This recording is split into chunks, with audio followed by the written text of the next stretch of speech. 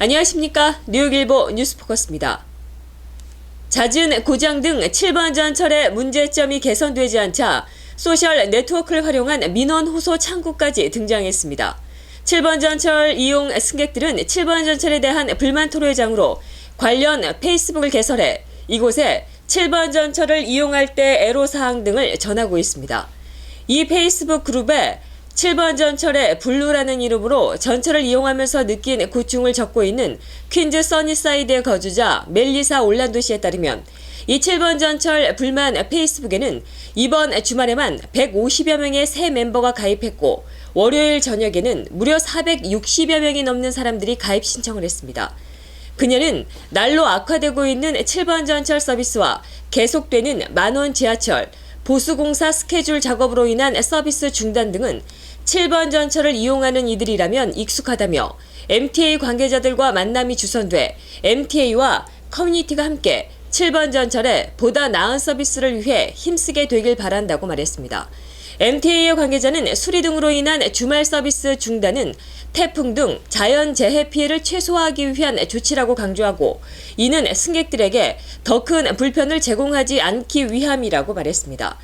한편 6일 오전 8시 30분쯤 맨해튼 방향으로 향하던 7번 전철이 벌먼 잭슨역에서 연기가 피어오르며 정지, 이로 인해 탑승객 542명이 1시간이 넘게 지하에 꼼짝없이 갇혀있다 9시 57분쯤 구조되는 사고가 발생했었습니다. 이날 사고로 7번 전철 타임스퀘어와 퀸즈보로 플라자 간 구간이 2시간 동안 운행이 중단됐고 오전 10시 30분 다시 운행이 재개됐습니다. MTA는 이날 고장 원인이 기계적인 결함이라고 밝혔습니다. 7번 전철 이외에도 뉴욕시 전철과 관련한 이슈들이 계속해서 발생하고 있습니다. 이번에는 C라인 전철에서 큰 불꽃이 발생하면서 MTA와 뉴욕 경찰이 조사에 나섰습니다. 지난 목요일인 2일 오전 8시 퀸즈 쪽 방향으로 향하던 C라인 전철은 노스 트렌튼 역에 진입할 때 큰 불꽃이 튀며 큰 소음이 났고 당시 전철 운전사는 응급 브레이크를 걸었습니다. 이로 인해 C라인 전철은 서비스 중단이 됐고 9시 20분경 다시 서비스가 재개됐습니다. MTA 측은 천류의 조각이 트랙에서 발견됐으나 이것이 지하철에 원래 쓰이는 부품 중 하나인지는 아직까지 확인되지 않고 있다고 말했습니다. 한편 당시의 상황을 동영상으로 찍어 인터넷에 올린 당사자는 이 비디오를 직접 찍지 않았다고 말한 것으로 알려졌습니다. 일본군 위안부가 인신매매의 피해자라는 아베 신조 총리의 발언에 대해 미 국무부의 핵심 당국자가 일본 언론과의 인터뷰에서 지지를 표명했습니다. 데니얼 러셀 국무부 동아태 차관보는 6일 도쿄 도내에서 요미우리 신문과 가진 인터뷰에서 아베 총리의 구 위안부 발언에 대해 여성학대와 인신매매 방지에 관한 미일 공동의 대처는 과거를 인정함으로써 한층 강화된다며 그런 의미에서 긍정적인 메시지였다고 말했다고 요미우리가 7일 보도했습니다. 이는 아베 총리의 이달 말 미 방문 및 상하원 합동연설을 앞두고 군 위안부 문제에 대한 아베 총리의 인식에 문제가 없다는 신호를 준 것으로 해석될 여지가 있어 논란이 예상되고 있습니다. 최근 하원 대표단의 일원으로 한국을 방문하고 돌아온 찰스 랭글 하원 의원은 6일 아베 신조 일본 총리가 이달 말 미국을 방문하는 기간에 일본군 위안부 문제에 대한 언급을 피할 수 없을 것이라고 밝혔습니다. 한국전 참전용사 출신으로 대표적인 지한파 의원으로 꼽히고 있는 랭글 의원은 이날 한국 언론의 워싱턴 특파원들과의 간담회에서 이같이 밝히고 위안부 문제가 제기된 만큼 답변할 수밖에 없을 것이라고 강조했습니다. 랭글 의원은 이어 현재로서는 아베 총리가 상하원 합동연설에서 어떤 언급을 내놓을지 추측하지 않겠다며 방미 기간 개별적으로 아베 총리와 만날 기회가 있을 것으로 본다고 덧붙였습니다. 랭글 의원은 낸시 펠로시 전 하원 의장을 비롯해 민주공화양당 10명 등으로 구성된 하원 대표단의 일원으로 지난 1일부터 2박 3일간 한국을 방문했습니다. 기시다 후미오 일본 외무상은 7일 독도가 일본의 고유 영토라고 일방적인 주장을 담은 2015년판 외교 백서격인 외교청서를 국무회의에 보고했습니다. 외무성이 작성한 외교청서는 독도에 대해 역사적 사실에 비춰봐도 국제법상으로도 명백한 일본 고유의 영토라는 기술을 담았습니다. 이 같은 외교청사는 전날 독도 영유권 주장을 대폭 강화한 중학교 교과서 검정 결과 발표에 이어 한일 관계의 추가 악재가 될 전망입니다. 모든 사회과 교과서에 독도는 일본 땅이라는 주장을 싣는 등 아베 정권의 보수 색채가 짙게 투영된 일본 중학교 교과서 검정 결과에 대해 일부 일본 언론에서 강한 비판의 목소리가 터져나왔습니다. 아사히 신문 7일자 사설은 교과서가 국가 홍보를 지어서는 안 된다고 일갈한 뒤 아베 정권이 교과서 편집 지침을 개정, 영토 문제에 대해 일본 정부의 생각을 쓰도록 요구했다며 상대방의 주장과 근거까지 다룬 책은 거의 없다고 지적했습니다. 반면 보수지인 요미우리와 산케이 신문은 이번 검정 결과를 적극적으로 지지했습니다. 특히 요미우리 사설은 독도를 일본 고유 영토 등으로 명기한 것은 큰 진전이라고 적었습니다. H마트 고객감사 경품 대잔치 이벤트 추첨이 6일 뉴욕의 유니온점과 뉴저지 리치필드점에서 열렸습니다. 지난 1월 9일부터 4월 5일까지 3개월여간에 걸쳐 5만여 명의 고객이 참가한 H마트 고객감사 경품 대잔치 이벤트 추첨에서 플러싱에 거주하고 있는 중국계 밍쇠신 씨가 뉴욕 지역 대상으로 당첨돼 도요타 라브4를 받게 됐고 1등에는 와이스톤에 거주하고 있는 조리타 험파이어 씨가 토요타 캠리 L2에 당첨되었습니다. 뉴저지에서는 한인 전종윤 씨가 대상으로 토요타 코롤라 L에 당첨됐고 1등에는 최숙 H씨가 토요타 프리우스 V에 당첨됐습니다.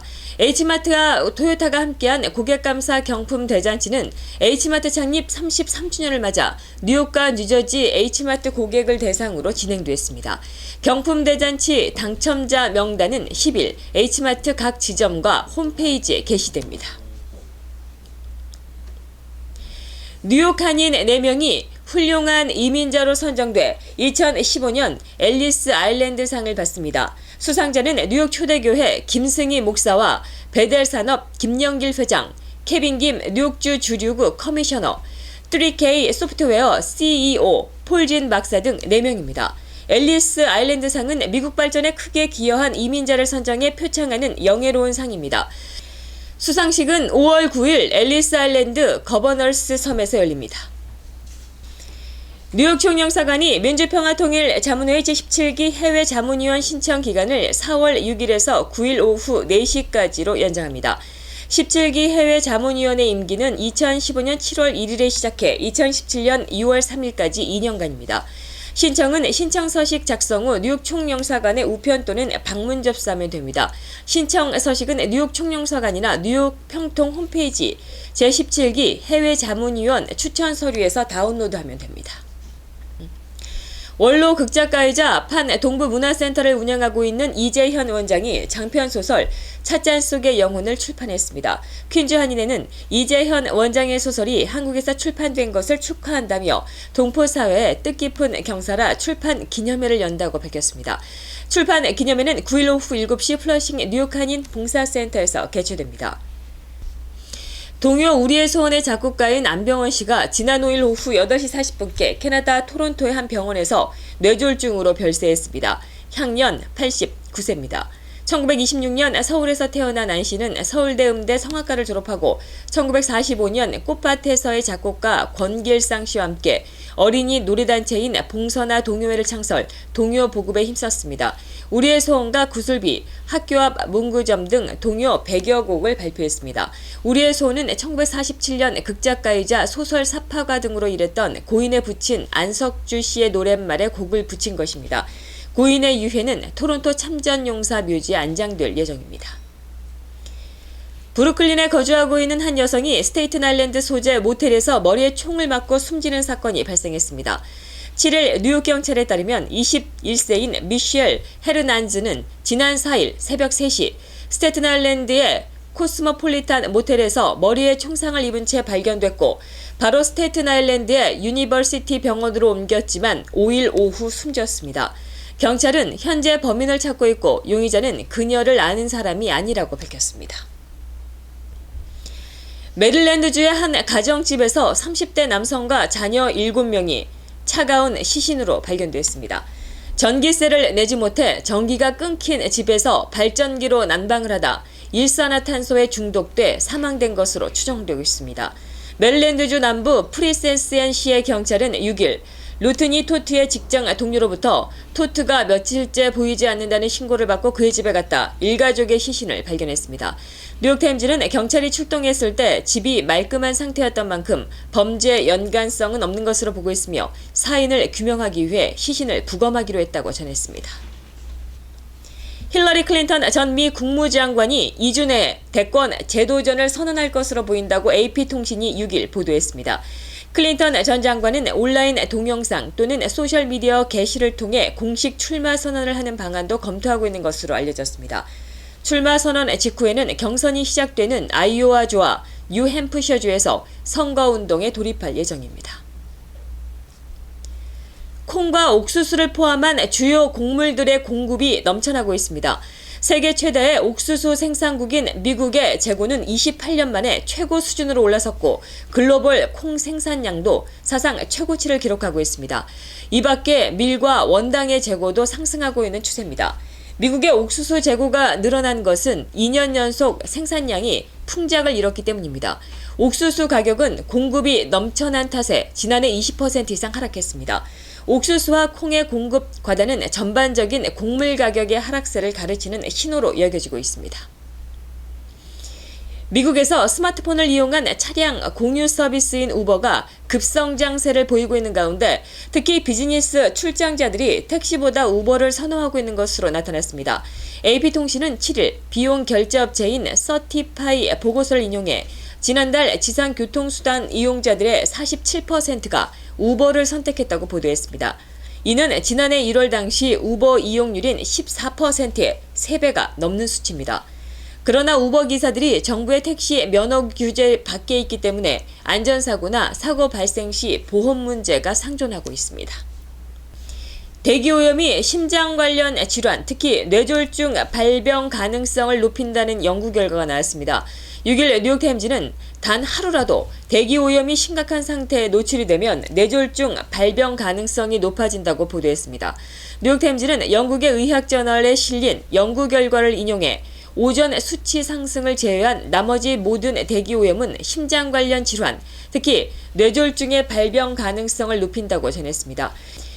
영국 에든버러 대학의 연구팀은 전 세계 28개국에서 620만 명에 달하는 뇌졸중 입원 사망자를 대상으로 진행된 103개 연구를 비교 분석한 결과 이 같은 결과를 도출했다고 말했습니다.